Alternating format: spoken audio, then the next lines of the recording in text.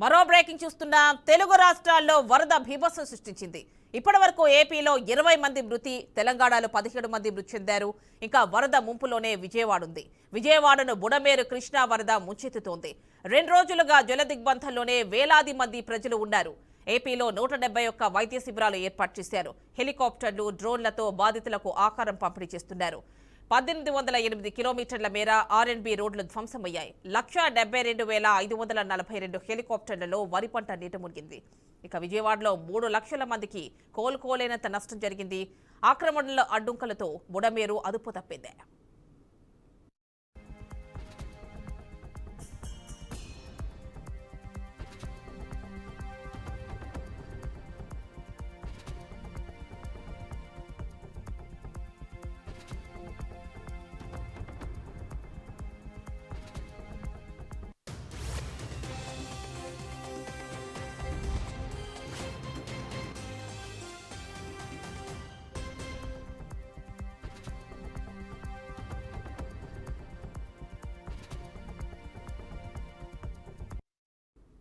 భారీ వర్షాలు మిగిల్చిన విలయం నుంచి ప్రజలను ఆదుకోవడమే సంకల్పంగా ముందుకు సాగుతున్నారు ముఖ్యమంత్రి చంద్రబాబు.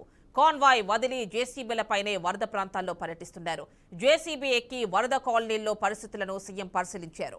ఆహారం అందుతుందా లేదా అని స్వయంగా ఆయనే బాధితులను అడిగి తెలుసుకున్నారు.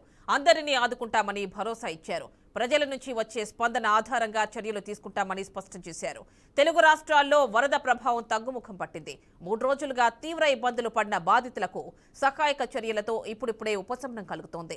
విజయవాడలో వరద పరిస్థితి, పునరావాస కార్యక్రమాలను సీఎం చంద్రబాబు క్షేత్రస్థాయిలో దగ్గరుండి పర్యవేక్షిస్తున్నారు. ఎప్పటికప్పుడు యంత్రాంగాన్ని అప్రమత్తం చేస్తూ బాధితులకు సహాయం అందిస్తున్నారు. వాహనాలు వెళ్లలేని చోటికి సాంకేతిక సహాయంతో ఆహారం పంపిణీ చేస్తున్నారు. దీనికోసం డ్రోన్లు, హెలికాప్టర్ల సహాయం తీసుకుంటున్నారు.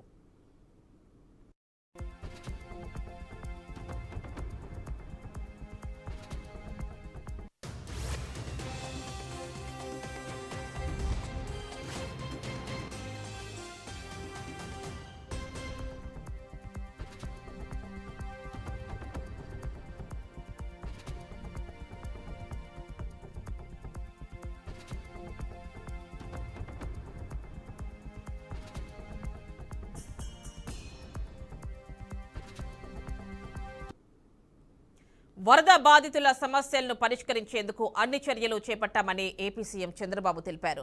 కొన్ని చోట్ల ఆహారం అందలేదని ఫిర్యాదులు వస్తున్నాయన్నారు. అధికారుల నిర్లక్ష్యంగా వ్యవహరిస్తే సహించేది లేదని, కఠిన చర్యలు తప్పవని హెచ్చరించారు. విజయవాడ కలెక్టరేట్ వద్ద మీడియాతో సీఎం మాట్లాడారు. ఈ కష్ట సమయంలో బాధితులకు అందరూ అండగా నిలవాలని కోరారు. ఏ విధంగా సహకారం అందించగలిగితే అలా చేయూత అందించాలన్నారు. ప్రభుత్వం తరపున చేయాల్సిందంతా చేస్తామని చెప్పారు.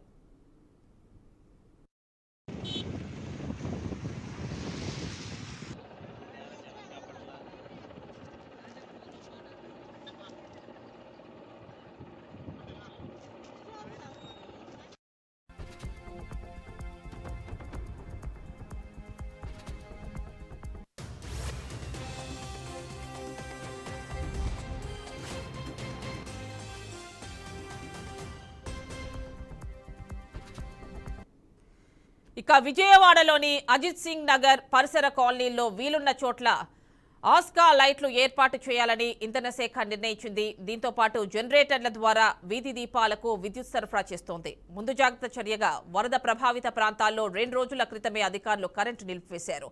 పునరుద్ధరణకు మరో 2 రోజులు పట్టే అవకాశం ఉంది. కరెంట్ ఇస్తే ప్రమాదాలకు ఆస్కారం ఉందని, ఎర్త్ లోపాలు ఉన్నట్లయితే ఇళ్లలోకి చేరిన వరద కారణంగా ప్రజలు షాక్ గురయ్యే ప్రమాదం ఉందని అధికారులు చెబుతున్నారు.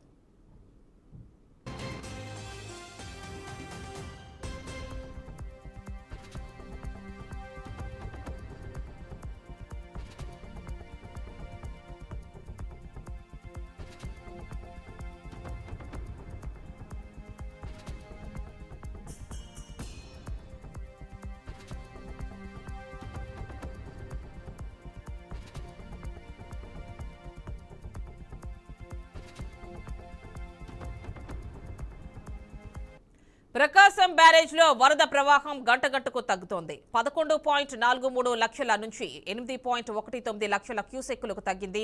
బ్యారేజ్ నుంచి కాల్వకు 500 క్యూసెక్కుల నీటిని అధికారులు విడుదల చేశారు. మరోవైపు గేట్లకు అడ్డుగా ఉన్న బోట్లను తొలగించేందుకు అధికారులు చర్యలు చేపడుతున్నారు. దీనికోసం కాకినాడ నుంచి నిపుణులను రప్పించే ప్రయత్నం చేస్తున్నారు. ప్రకాశం బ్యారేజ్ వద్ద ప్రస్తుతం రెండో ప్రమాద హెచ్చరిక కొనసాగుతోంది.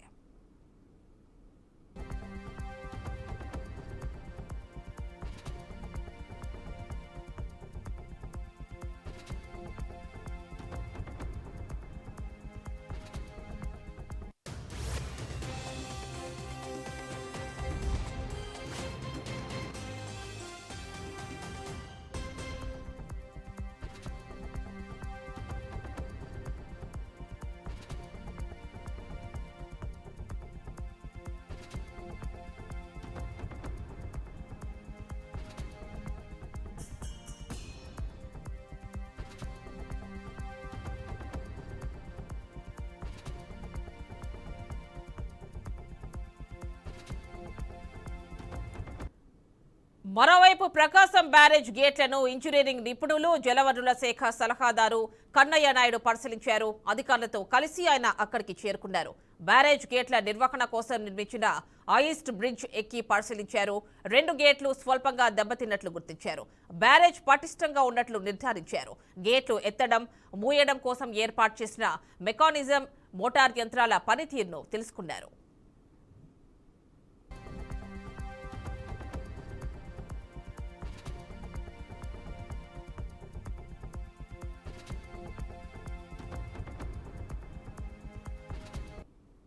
తెలుగు రాష్ట్రాల్లో భారీ వర్షాలు, వరదల కారణంగా మరికొన్ని రైళ్లు రద్దయ్యాయి. తాజాగా 28 రైళ్లను రద్దు చేయగా కొన్నింటిని దారి మళ్లించినట్లు దక్షిణ మధ్య రైల్వే తెలిపింది.